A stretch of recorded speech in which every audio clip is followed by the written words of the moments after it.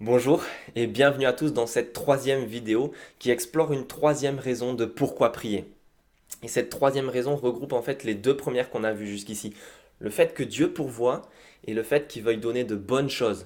Plus que cela, qu'il veuille se donner lui-même, donner le Saint-Esprit à ceux qui le lui demandent. Cette troisième raison qui regroupe ces deux premières est en fait de prier par nécessité. La prière est en quelque sorte le cordon ombilical qui nous relie jusqu'à Dieu et qui nous permet de recevoir cette provision, toutes ces bonnes choses que Dieu a en réserve pour nous. Je dois cette illustration à Brian Chappell qui développe cela dans son livre Grâce infinie.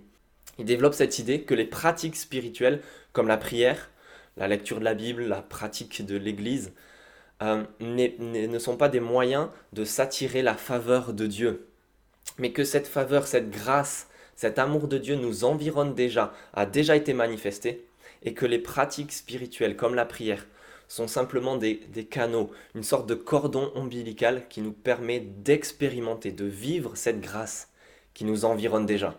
C'est ce que Jude semble nous dire dans son épître au verset 20 lorsqu'il nous dit « Priez par le Saint-Esprit, maintenez-vous dans l'amour de Dieu ». En fait, Jude développe dans son épître dès les premiers versets, cette vérité de la grâce souveraine de Dieu. Les chrétiens, selon lui, sont des personnes qui ont été appelées par Dieu et qui sont gardées par Dieu jusqu'au jour où Jésus-Christ apparaîtra.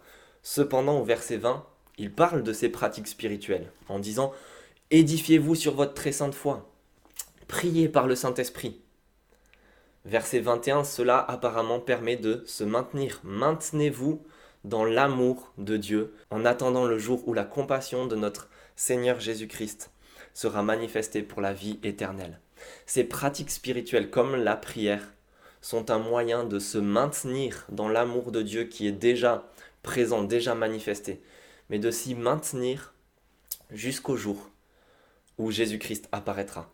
Jusqu'au jour où nous pourrons couper le cordon parce que nous sortirons de cette matrice, nous verrons Jésus-Christ de nos propres yeux, nous serons avec lui, environnés de cette grâce et de cet amour, sans plus aucun obstacle.